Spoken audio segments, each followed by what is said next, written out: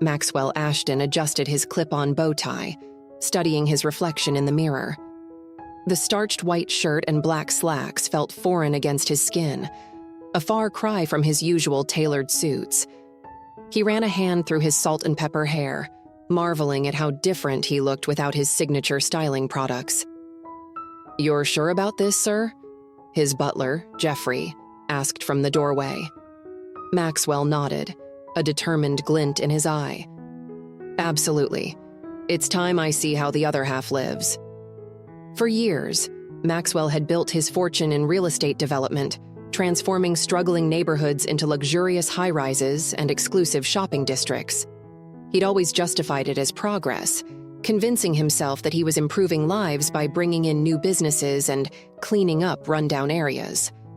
But lately, a gnawing doubt had taken root in his mind. He'd overheard some of his staff discussing the families displaced by his latest project, and their words had struck a chord.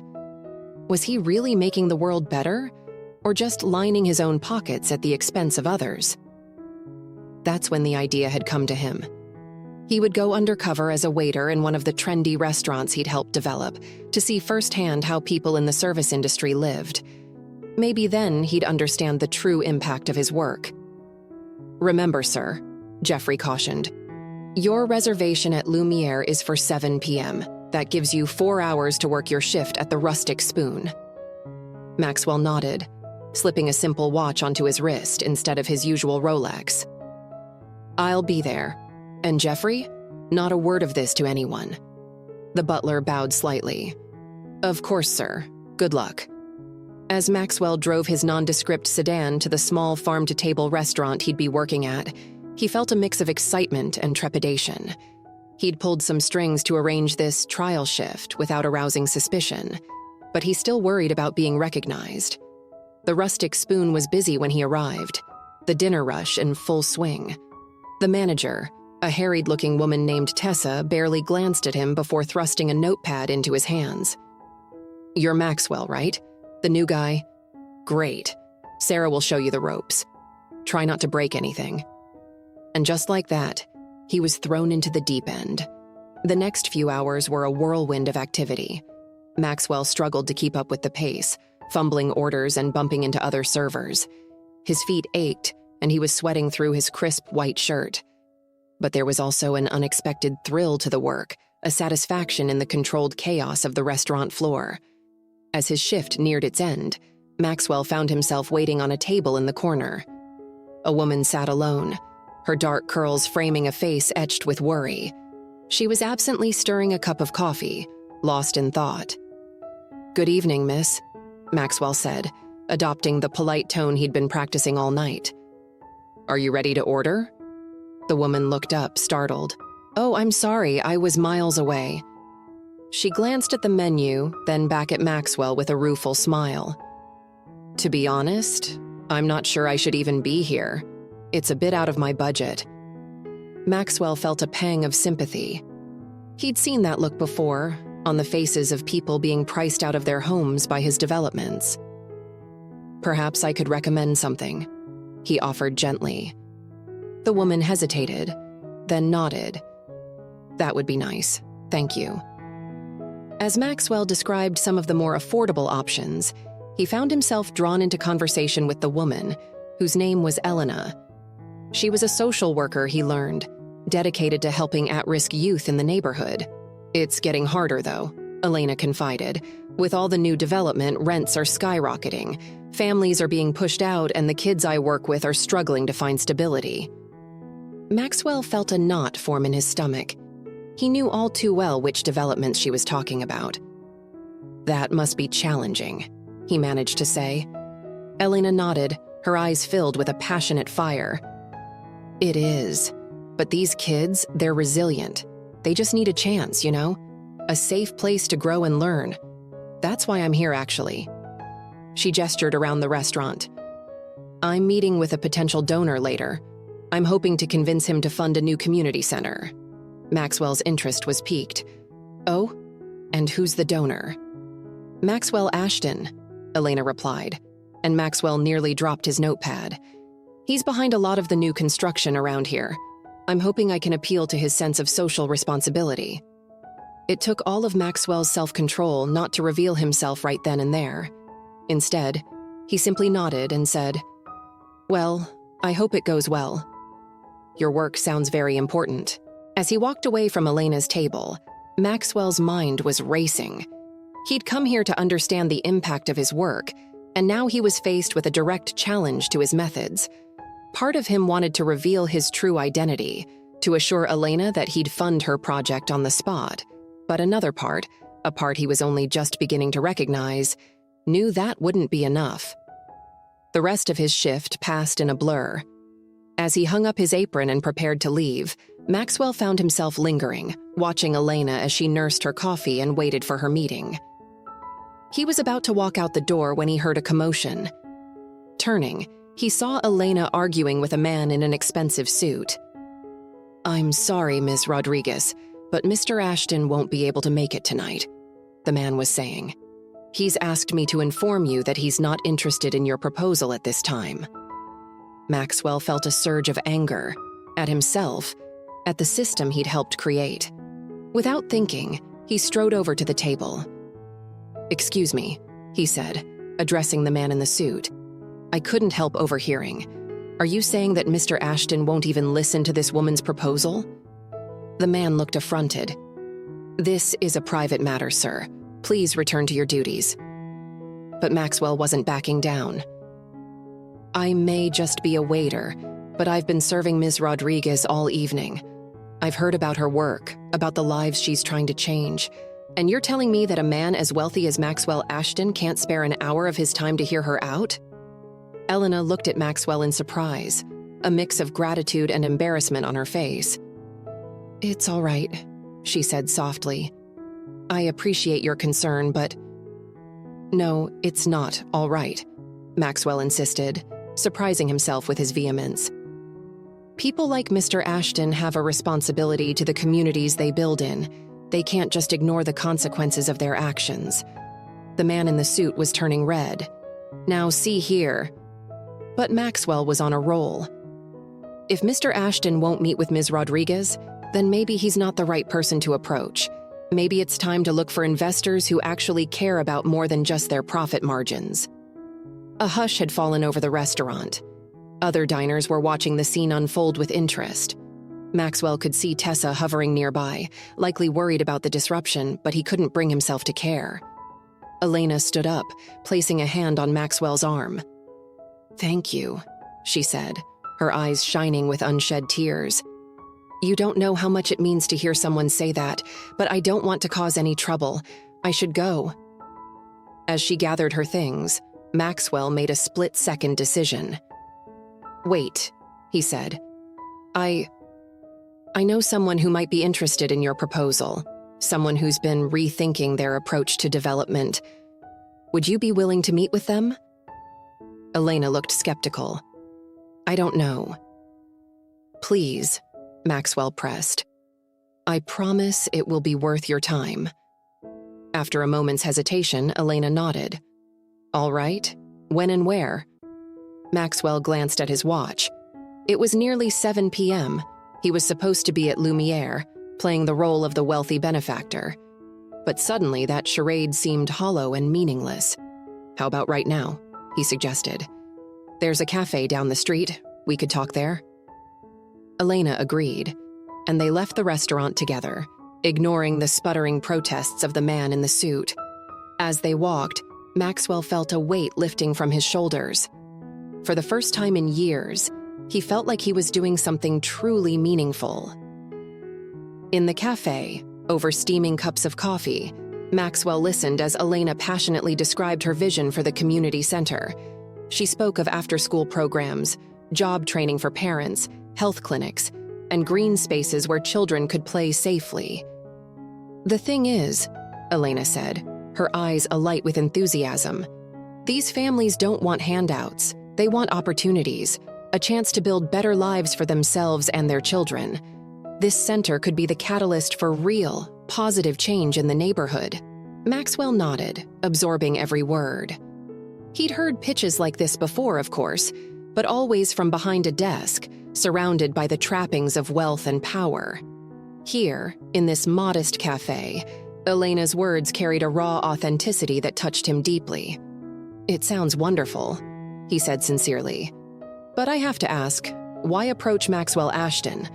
From what I've heard, he doesn't have the best reputation when it comes to community development." Elena sighed, running a hand through her curls. "Believe me, I know. But he has the resources to make this happen. And I hoped that if he could see the potential impact, he might be willing to change his approach." Maxwell felt a pang of guilt. "And if he's not, what then?"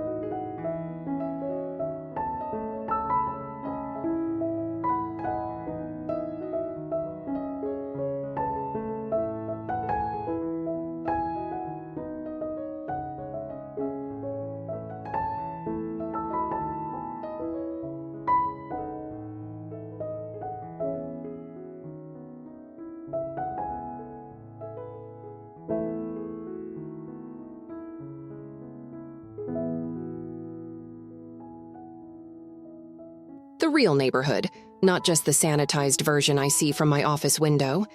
Elena raised an eyebrow. "Now? It's getting late." "I know," Maxwell said, "but I want to see it through your eyes. If we're going to work together on this, I need to understand the community as it really is." After a moment's consideration, Elena agreed. They spent the next few hours walking the streets of the neighborhood, with Elena pointing out landmarks and sharing stories about the people who lived and worked there. Maxwell saw boarded-up storefronts next to thriving family businesses, community gardens squeezed between aging apartment buildings, and groups of young people gathered on street corners, their laughter echoing in the night air. As they walked, Maxwell found himself seeing the neighborhood, and Elena, in a new light. He noticed the way her eyes lit up when she talked about her work, the gentle way she greeted people they passed on the street, the fierce protectiveness she felt for this community. For her part, Elena began to see beyond the wealthy developer she'd initially perceived Maxwell to be. She saw his genuine interest in learning, his willingness to acknowledge his mistakes, and the spark of idealism that still burned beneath years of corporate success. As they stood on a crumbling basketball court, watching a group of teenagers shoot hoops under flickering streetlights. Maxwell made a quiet vow to himself. He would use his resources and influence not just to build a community center, but to revitalize this neighborhood in a way that preserved its character and supported its residents. It wouldn't be easy. He knew he'd face resistance from his board, from investors, maybe even from some members of the community who distrusted his intentions. But looking at Elena, seeing the hope and determination in her eyes, Maxwell knew he was on the right path. As the night drew to a close, they found themselves back where they'd started, outside the Rustic Spoon. The restaurant was dark now, the streets quiet except for the distant sounds of traffic and music drifting from open windows. "Thank you," Maxwell said softly, "for giving me a chance, for showing me your world." Elena smiled, a genuine warmth in her expression that hadn't been there at the beginning of the evening. "Thank you for listening, for being willing to change." There was a moment of charged silence between them, filled with unspoken possibilities. Maxwell felt a connection to Elena that went beyond their shared goals for the community, but he also knew that trust would take time to build and that the work ahead of them was more important than any personal feelings he might be developing. "So," he said, breaking the moment, "shall we meet tomorrow to start working on a concrete plan?" Elena nodded, her professional demeanor sliding back into place. "Yes, that would be good. But Maxwell, I hope you understand that this isn't going to be a quick fix. Real change takes time and commitment." "I know," Maxwell replied seriously, "and I'm in this for the long haul, whatever it takes." As they parted ways, Maxwell felt a mix of excitement and trepidation. He knew that the path ahead would be challenging, but for the first time in years, he felt truly alive. The next few months were a whirlwind of activity. Maxwell threw himself into the community center project with an energy that surprised even himself. He attended town hall meetings, met with local leaders, and spent countless hours with Elena, poring over plans and budgets. It wasn't always easy. There were heated arguments and moments of frustration on both sides. Maxwell had to learn to listen more than he spoke, to set aside his instinct to bulldoze through obstacles with money and influence. Elena, for her part, had to learn to trust that Maxwell's intentions were genuine, to see past her initial skepticism of his motives. But slowly, surely, progress was made. The community center began to take shape, not just as a building, but as a symbol of what was possible when different worlds came together.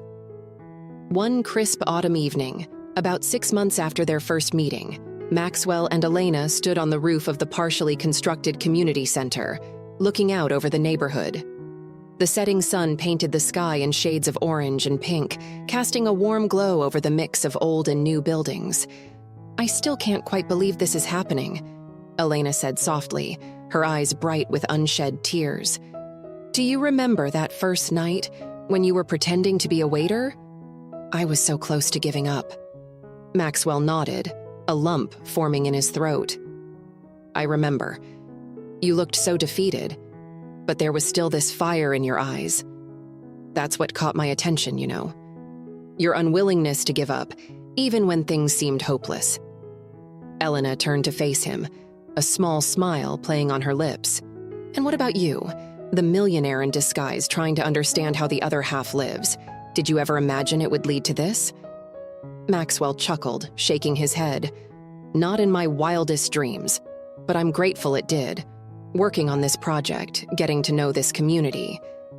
It's changed me, Elena, in ways I'm still trying to understand." There was a moment of comfortable silence between them, filled with the sounds of the city below. Children laughing, car horns honking, the distant rumble of the subway. "You know," Elena said thoughtfully, "when we first started working together, I was so focused on the project that I didn't let myself see you as a person. You were just the means to an end, the wealthy benefactor who could make this happen." Maxwell nodded, understanding.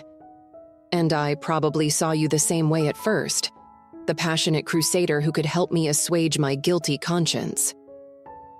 "But it's not like that anymore, is it?" Elena asked, her voice barely above a whisper. Maxwell turned to face her, his heart pounding.